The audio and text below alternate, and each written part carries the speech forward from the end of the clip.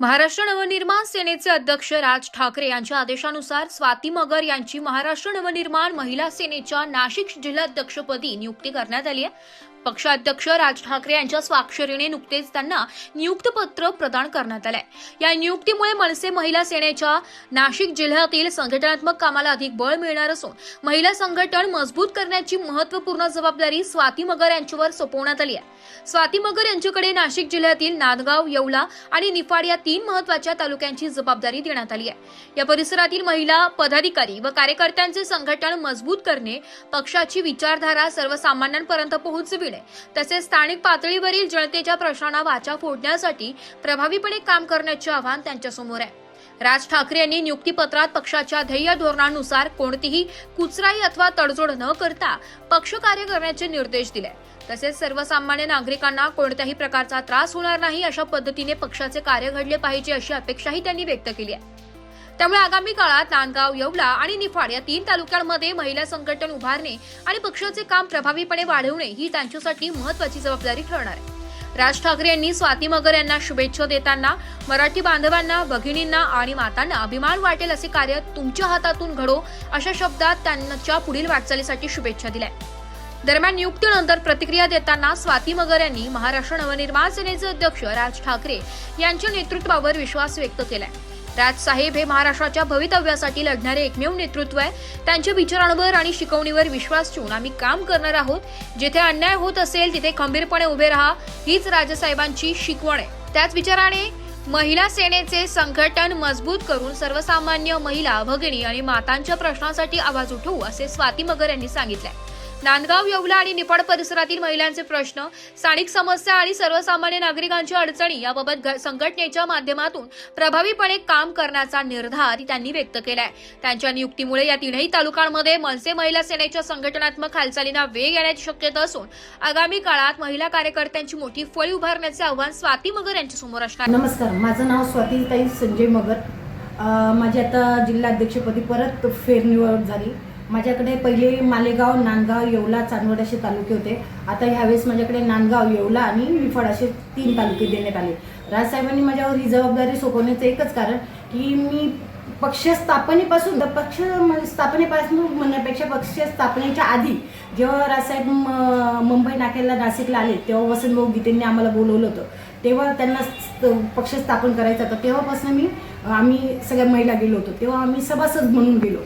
नंतर आम्ही काम करायला लागलो। नंतर माझी मनमाडमध्ये शहर अध्यक्षपदी निवड झाली। शहर अध्यक्षपदी निवड करता मी काम करत गेली। काम करता नाव होत गेलं। नाव होता पक्षही वाढत गेल्यामुळे साहेबांपर्यंत या गोष्टी पोहोचल्या। नंतर साहेबांनी मला मोठी जबाबदारी परत जिल्हाध्यक्षाची निवड केली आणि आतापर्यंत मला या गोष्टीचा अभिमान वाटतो की माझं आता 20 वर्षापर्यंत पासून एकच पक्ष, एकच नेता, फक्त राजसाहेब। काका राजसाहेब हे अशी व्यक्तिमत्व आहे की जे फक्त महाराष्ट्राच्या भविष्यासाठी लढताय आणि मला असं वाटलं की ही अशी व्यक्ती जी महाराष्ट्रासाठी लढते त्याच्यात आपण त्या व्यक्तीला साथ द्यायलाच पाहिजे। म्हणून मी महाराष्ट्र नवनिर्माण सेना ह्या पक्षामध्ये प्रवेश केला आणि खोटं नाही सांगत की असं आतापर्यंत जेवढे मी काम करत गेले, भरपूर आंदोलन केले, भरपूर त्याच्यात प्रत्येक आंदोलनामध्ये यश येत गेलं।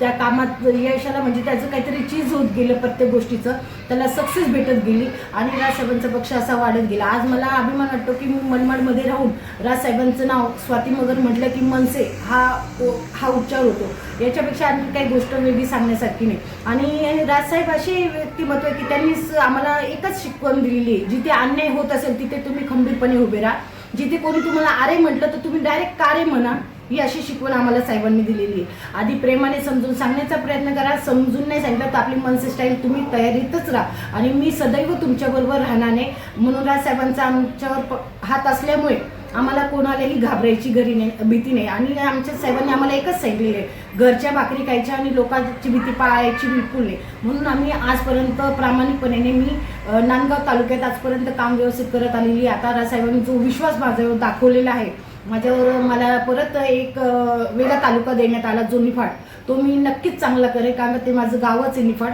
आणि आधी मी नांदगावमध्ये काम करते, प्रत्येक गोष्टी महिलांनाही बऱ्याचशा महिलांची मदत म्हणजे सोशल वर्क असे माझं आहे, समाजसेवा माझी अशी चालू राहते. पण पक्षाचा बराच साहेबांचा फरक पडतो. कारण साहेबांचा एक पक्ष असा आहे की जिथे अन्याय होत असला तिथे न्याय भेटल्याशिवाय राहतच नाही. आणि मला हा अनुभव 20 वर्षापासून आहे. आणि मी आता युवा पिढीला व किंवा युवा युवतींना हेच सांगेल की तुम्ही असं राजकारणात यायचं असेल तर चांगला विचार करून या आणि कुठल्याही गोष्टीला भाळू नका. कारण का आजकाल बघते मी गल्लीतला मुलगा दादागिरी करायला लागलेला आहे. तर ह्या गोष्टी कुठेतरी थांबवल्या गेल्या पाहिजे अशी इच्छा आहे. तर मी पुढचं माझं काम हेच राहणार नाही की येणाऱ्या युवा पिढीला कसं आपण सांभाळू शकतो. कारण का आजकाल मी बघते तर सगळीकडे लहान मुलं दादागिरी करायला लागलेले, खाली असे गोटे घालून उभं राहिले. तर माझं त्याकडे जास्त फोकस राहणार नाही. आणि जिथे मनमाडमध्ये म्हणा, नांदगाव म्हणा किंवा निफाड म्हणा, जिथे काही चुकीच्या गोष्टी असेल तर चुकीला चुकीच म्हटली जाईल हे नक्कीच माझ्याकडे. धन्यवाद. ब्युरो रिपोर्ट, नाशिक लोकशाही न्यूज, नाशिक.